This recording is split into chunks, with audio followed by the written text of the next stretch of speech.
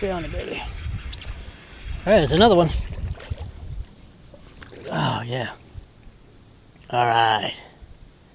Hey everybody, welcome back to the Engineered Angler. If you remember last time, we built a jump frog, and jump frog with a little bit of a twist in the design where we have magnets holding the hook in place and the hook actually sticking up out of the water. It's an innovation that I've been wanting to make for a while. I think it gives the lure a lot better action, but I'm going to tweak the design a little bit, make it a little better. If you're interested in seeing what kind of improvements I make to this topwater lure, and you're interested in hearing the answers to questions you guys have been asking about it, stick around.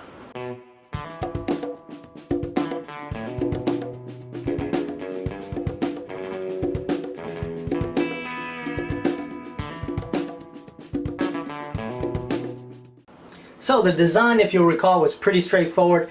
The angle I put on the face of this lure was a little different from the angle that you'll see on most fabricated versions of this jump frog. And the reason for that is that I wanted that jitterbug action, or at least I wanted the possibility of it. I wasn't sure it would do it.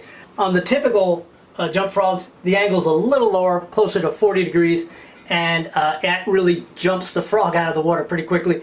This tends to push a little more water, still jumps out of the water, I promise you, but it does give me that open water jitterbug action that I was wanting. It makes the lure a little more versatile, and I can use it a few different ways, right?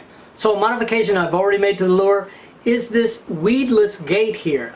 This weed guard was originally a piece of monofilament line, 120-pound test, and it proved to be too stiff. I'm pretty sure that the missed bites were due partially because this gate was a little much for those fish to overcome, and the other factor was that the hook had a little more of a downward bend, and I straightened that out a little bit. So I opened up the hook to give that hook a little more exposure and give me a better chance for hookup. So this always happens to me. I always err on the side of completely weedless hooks and completely weedless topwater lures, and then I tweak back that weedlessness, because if it's too weedless, it's also fishless, right? I mean, the fish will hit it and get missed as well. So I need to find that balance. Right now, I think I've got it. I've got more exposure on the hook and a lighter tension on that weed guard.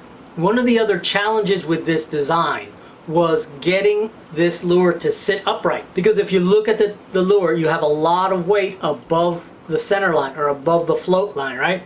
And the fear would be that it just kind of rolls over on its back. I depended completely on the weight of those little magnets and the fact that most of the shank is below the float line. So I was hoping that that would do the trick. I didn't do any calculations because it's just too complicated, to be honest with you. So I just used sort of instinct, and it actually worked out pretty well. It does on occasion roll on its back, but with a quick twitch, it'll come back over. So actually I consider that pretty much a success. On the next version, I will add a little bit of weight just to be sure that it stays upright. Now another question I had was, after a bite, will the hook reset itself? And the answer is yes, absolutely. You can flick it down and flick it back up, and it completely resets every time. The minute you cast it, it resets. You can drop it out and just it resets. So those little magnets work perfectly, and they're not too strong so that the fish can't defeat them. Now on this larger version, I'm already moving to make a few changes. Now I've made the angle of the face the same as the smaller one. I've made the hardware arrangement the same. I've got a little more magnetic power on the bottom in that. So hopefully you can see that there's 3 little magnets in there. That helps both with the fact that I need it to sit upright. It's big, it has a lot of weight on top. And it helps with the fact that I'm putting a much bigger hook on this thing. If you look, you can see how much bigger that hook really is. You can see in comparison how much bigger this hook is than the smaller one. So I needed a little more magnet to actually just hold that hook in place and have it still be able to come off easily and reset back on there. Now in this design, I continue to use the idea of having my legs embedded in the little holes. I'll be making those in a little bit, and I'm also going to use those same frog eyes. Let me show you those. So these are the frog eyes I used on the other one. They're doll eyes I picked up. They were in a little clearance rack, not expecting to find anything like this. It also has this mounting peg on it that allows you to just stick it in a hole that you can just drill in the body. I'll have to cut it back a little bit. The other question I had was about being able to replace the hooks. Now, the fact is, I'm not going to be able to replace these hooks easily. I would have to actually cut back into this lure and take out that harness and pull it all apart, and that's not worth it. I wouldn't do it. But because I knew that would be the case, I used nickel-plated hooks. That's going to give me a little longer life on the hook. I'll just have to keep an eye on how sharp they are and keep them sharp. So I was also asked how I made these legs and what material I made them out of. They're simply made from this long fiber fly tying material. It's a man-made fiber, some kind of nylon, and but it looks kind of cool. It looks like hair. So there's one already tied, and you can see it's a pretty simple arrangement.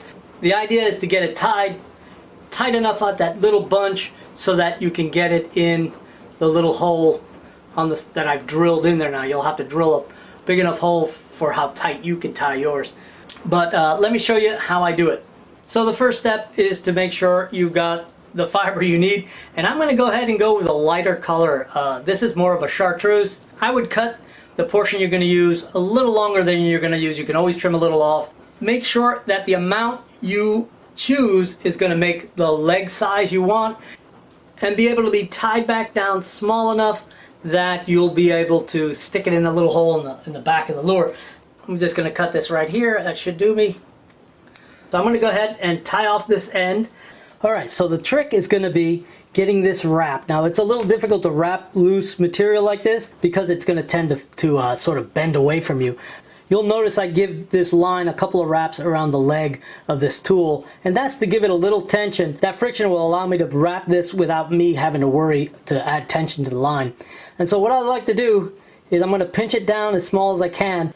I'm not going to worry about how much of this end part is sticking out. I'm going to grab this line right here and I'm going to give it a wrap. Now I want to do it right up against my fingers, and instead of wrapping and moving outward, you want to wrap and move towards your fingers. Now it seems a little weird, but the idea is you sort of unpinch your fingers a little bit and you continue to move towards your fingers. It doesn't take much. You don't have to get fancy, and you don't have to do a whip knot at the end, because all you really need to do is add a little drop of really thin crazy glue so it saturates the knot. And then I like to give it a little shot of accelerator, and that usually does the job. All you have to do after that is trim off what's left of this end.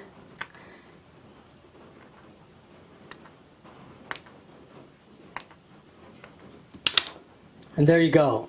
Now you've got a nice leg with a nice pinched neck at the end so that you can insert it in the hole on the side of the lure. And it makes for a very nice leg, and it's real easy and it's cheap.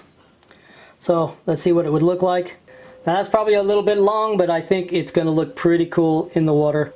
And I'll be sure to paint the lure a color that complements this chartreuse, and I think we'll end up with a nice frog.